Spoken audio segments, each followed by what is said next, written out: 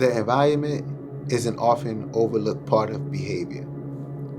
Seen as tertiary, everyone can understand experiences can affect your perception of things going forward, how it can change you, mold you, and before you know it, you're swallowed whole and defined by it.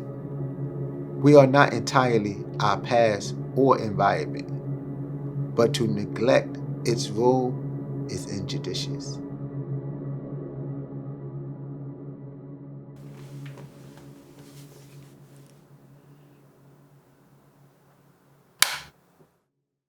My name is Darryl Speights. I'm from Asbury Park, New Jersey. I'm here to advocate for New Jersey legislation, Clean Slate 2.0, share some of my story, and support my community. I grew up in a supportive household, and I have many supportive family members. A role model of mine that comes to mind is my grandfather. He raised two daughters by himself, cooked, cleaned, did the shopping, and judging by some old photos, I'm pretty sure he did their hair. He taught me that being a man is showing up every day, no excuses. He is confident and walked proudly with me down the streets of Asbury. Home was love. Home was Springwood Avenue in Dewood. I learned things there. I read my first book there. It's always been home. It's home. But outside that door was chaos. I remember as early as 8 years old, I looked out my window and seen my friend's father being severely beaten by police officers. I didn't have words for it, but trust left the room. That day cracked something inside of me. To understand Asbury, it's like a lot of towns, but at the same time completely original in its own right. Most people know Asbury for the beach. I remember my mother bringing me to the beach when I was around 4. I remember the merry-go-round, bumper cars, and that big gorilla in the green building with the smiley face. People laughing, having fun, smiling. So many resources are put into this area. For a couple hours, I got to be a kid at the beach, but my reality was the west side of Asbury. At night, you could see the shift coming from the beach back to the west side. Everything becomes dark. The west side has people battling addiction, crack houses, dealers, robbers, and the tactical narcotics team, better known as TNT. As early as 10, I was living in the projects. I was pulled out of apogee class and I started to adapt to my environment maladaptively. At 10 years old, me and my friends were playing outside and we found a crack valve. We were hungry and wanted some pizza. I have seen throughout my life people selling drugs. This was the reality. At 10 years old, I sold my first drug. I am not proud of that, but I did what I saw. By 7th grade, I knew I wanted to be a drug dealer. And that led to the rewiring of my brain early on in life. I committed multiple juvenile offenses that broke my mother's heart. And now I realize it didn't make me tougher. It made me more numb. And numb kids make colder choices. The only thing that slowed me even a little was having a daughter my senior year of high school. She put a mirror in front of me. My love for my daughter and my entire family stayed with me. Of course, I have regrets.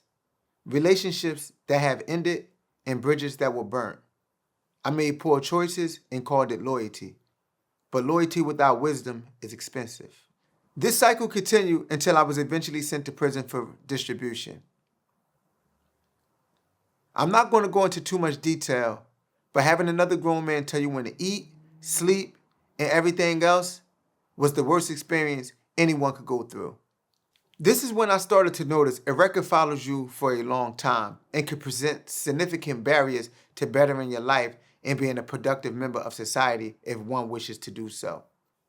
I decided to change the plan. I had to, and luckily I did. I traded the corners for classrooms, the fast pace for slow discipline. I have dual master's degrees now. I had to prove to myself that the same tools that I use to survive, I could use to serve a better purpose. I didn't turn this around alone. Community resources turned trying into changing. Mentors who kept me accountable. Tutoring and the writing lab were helpful. Financial aid staff helped me turn a balance into a plan. Going to counseling to name what I seen and stop letting it drive me. A career center that rebuilt my resume. My mother who watched my daughter. The library that became my second home when my home was too loud. That's what resources are. A door, a bridge, and a person on the other side saying, keep coming.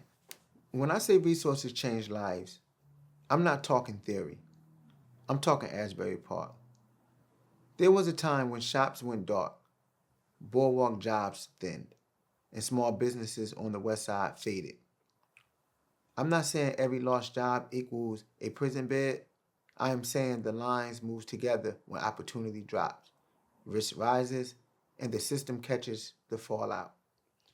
That's not just statistics. That's what I watched out my window. Community resources are the front end prevention.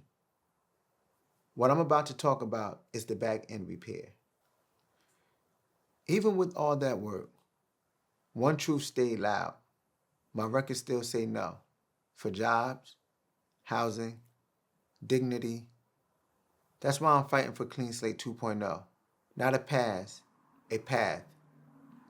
When people put in the years, live offense-free, and show growth, the law should let the work count so their families aren't punished forever for the worst chapter of their lives. Clean Slate 2.0 is about finishing the promise of expungement, making it timely, transparent, and reachable so people who've changed can be measured by who they are now and not who they were then. Today I give it all back. From being on the field with the Long Branch Little League to create safe spaces for teenagers today. I serve on the zoning board and the green team because the environment you live in shapes the choices you see. I'm an outpatient counselor, a career coach, and a case manager in the room with families during the hard hours. Through Building a Better You, I run prevention and resilience workshops, and with Project Heal, I'm working with individuals who has lost someone to violence. If my story sounds like your neighbor, your cousin, your younger self, or you are me from the past, show up at clinics. Call your lawmakers. Let's invest into more youth spaces, small businesses, apprenticeships, and fix the back end with Clean Slate 2.0. To the kids of Asbury Park, Long Branch, and across New Jersey, let's find healthy purposes and resist the urge to succumb to your environment. It's hard, but it's possible, and even greater when we do it together.